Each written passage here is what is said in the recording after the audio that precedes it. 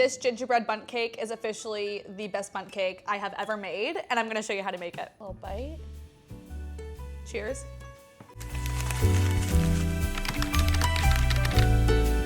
Bundt cakes are one of my favorite things to make because they are so effortlessly beautiful, but really easy to make, and you can make them days ahead of time, which is why I like to bring them to family gatherings, holidays, potlucks, because it's just one less thing I have to worry about the day of. So I have adapted my original recipe and I've made it into a gingerbread flavor for the holidays, which I think is really, really fun. So I've got brown sugar, granulated sugar, and butter in this bowl. I'm going to mix them on medium-low, and we're just gonna get it nice and incorporated. Okay, that was going for like a minute. I love the smell of butter. It smells so good. And basically what we're going for here is like a wet sand texture. And then I can go ahead and start adding in my egg yolks. I'm just going to put this on low, and we're gonna add in one at a time.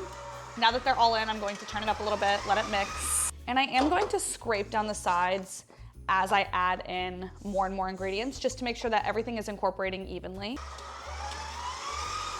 That's looking beautiful. It really looks like kind of the base for a perfect cookie dough. Now that our egg yolks are incorporated and we have a really great base, I'm gonna add in our molasses. I'm gonna give that one good mix.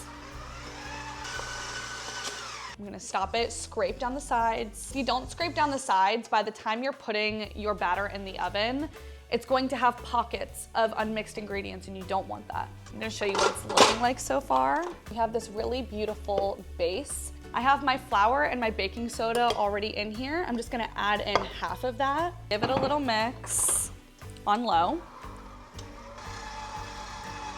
Scrape down the sides. Then I'm going to add in all of my sour cream at once, mix it on low again. I'm gonna give it a little scrape down. And then we're going to add in the rest of the flour. I spilled a little bit, just don't look. Along with all of our spices. And then we're gonna mix that on low again. Oh my gosh, it smells so good. I love anything gingerbread flavored. Okay. Oh, it looks so good. This is what we're working with right now. We have kind of a stiff batter. Looks really, really good. It's super consistent throughout. I don't have any areas that have more of one ingredient. This batter looks unreal so far. It smells so good. And now we have to whip our egg whites. If you only have one mixing bowl, go ahead and transfer the first part of your batter to a separate bowl, and then clean this really good because you don't want any leftover fats when you're whipping your egg whites, okay? For me, I do have a second bowl, so I'm gonna put this to the side. We're gonna get our egg whites whipping. So I have my 6 egg whites, and I'm going to whip my egg whites until I start to see some froth around the edges, and we're gonna whip on medium. Now that my egg whites are nice and frothy, I'm going to add in my granulated sugar, turn it up another notch, and I'm gonna let these whip until I have stiff peaks. I'll show you the stages. This has been whipping for about 2 minutes, and I definitely have a lot of froth, but there is no hold on these egg whites, so I'm gonna keep them going. And we're gonna turn it up to high, so around number 8. We're gonna do a little check. It's been 4 minutes. These are looking good. Not quite stiff yet though. You can see that if I turn this over, it's gonna flop. I'm not getting that beautiful curl on top of the whisk. We've been whipping for like 5 minutes. These look pretty perfect. Let's give them a little check. Beautiful, stiff peak. And moment of truth, you will know when they're done if you can put it over your head and it doesn't fall. It's always a little scary though. Okay, now that we have the base of our batter made and our egg whites whipped, we're going to start incorporating them. So I like to incorporate my egg whites into my base batter. You can do it the other way around. I find that I get less deflation of the egg whites when I do it this way. So I'm gonna take a little bit, add it to my batter, and we're gonna start folding it in. Fold it? What does that mean? I don't know, you fold it in, David. I understand that, but how do you fold it? Do you fold it in half like a piece of paper and drop it in the pot, or what do you do?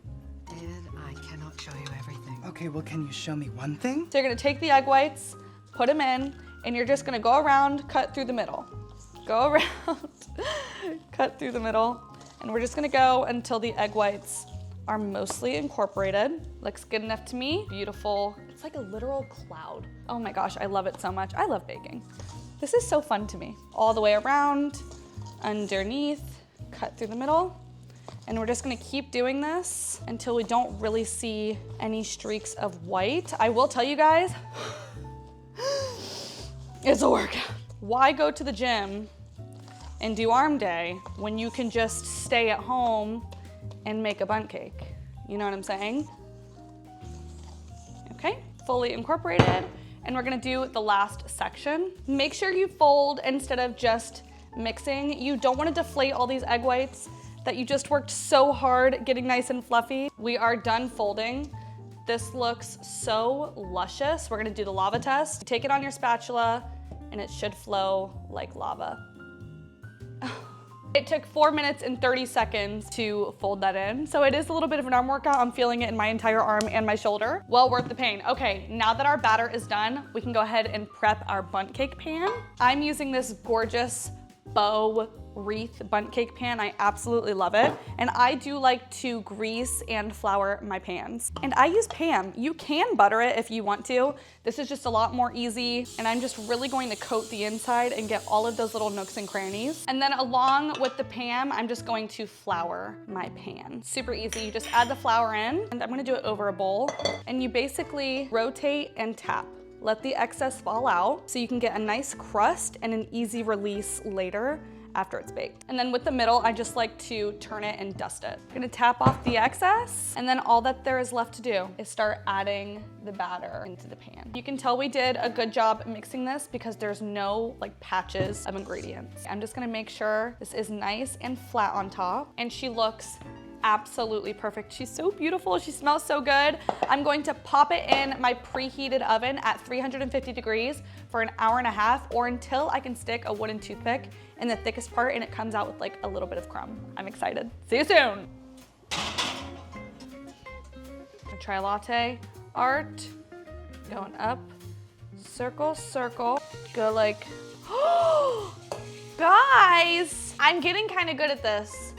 Can you see the heart? All right. Bundt cake has been in the oven for about an hour and 15 minutes. I am going to check on it right now just because sometimes it bakes a little bit faster, especially because this pan is slightly more shallow than the one that I normally use. So I'm going to check it, and I'm gonna use 2 toothpicks to check it, one for the back of the bundt cake and the other for the front.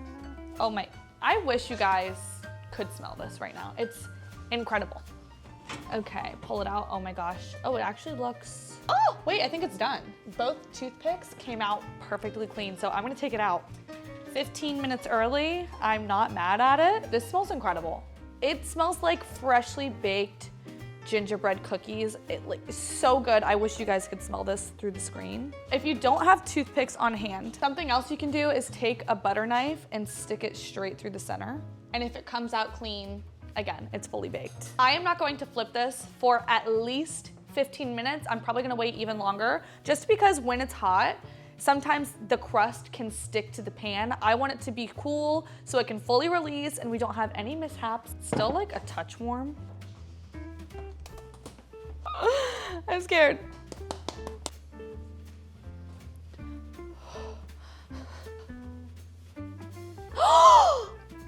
Oh my gosh.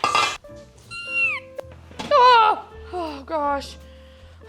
Oh my goodness, it's so, I think this is the most perfect bundt cake I have literally ever made. It's like pillowy soft. Oh my gosh, I can't wait to dig into this. Okay, this cream cheese is finally room temp, just in the nick of time. I need a bite of this right now. So I have my cream cheese going in. The butter is already in the bowl, so I'm just going to start mixing on low until they are just incorporated. I don't wanna mix this cream cheese too much, otherwise it's going to break. Then we're going to add a good, healthy glob of vanilla bean paste. Gonna scrape down the sides. Okay, and then I have my powdered sugar and cinnamon that I'm gonna add in, along with a little pinch of salt. Give it a little mix.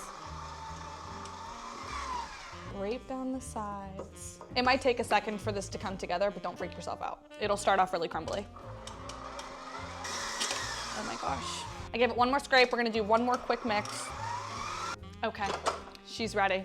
She looks amazing, smells amazing. Okay, we have our cream cheese frosting. One more look just to remember her by, and we're gonna cut into it. For me personally, I like to display the cake unfrosted. This is for a couple reasons. One being I like the design to show on top of the bundt cake. If you're using a regular pan, feel free to frost it ahead of time. Obviously, you know what your friends and family like the best, but also I feel like sometimes people just don't want frosting. Maybe they just want the cake. So I like to serve it on the side with a little spoon so people can pick it up themselves. So I'm going to serve it in this really cute little hedgehog bowl.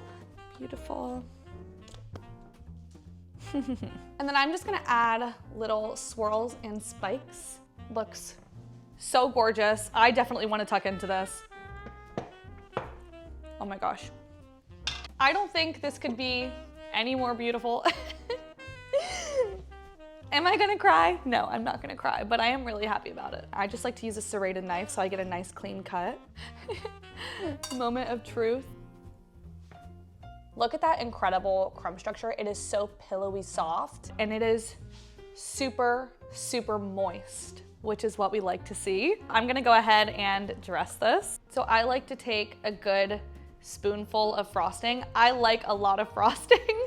That will become a theme in all of my videos, but yeah, I like to cover the entire top. And then we're going to take the caramel that we made yesterday and use that for topping again. I like a lot. You use however much your heart desires. I like to sprinkle a touch of salt on top, throw it over the shoulder for good luck. And this is my perfect gingerbread bundt cake recipe. I gotta give it a try. Cheers. If you're on a diet, click off this video right now, okay? Because you're not gonna be able to resist. Holy.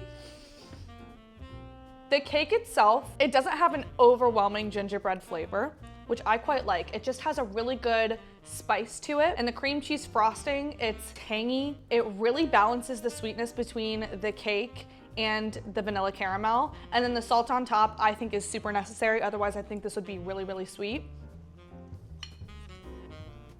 Can you guys see how soft this looks? Give me another little bite. My mom just tasted. Mom, what do you think? I was gonna say a curse word. Do it, I don't care.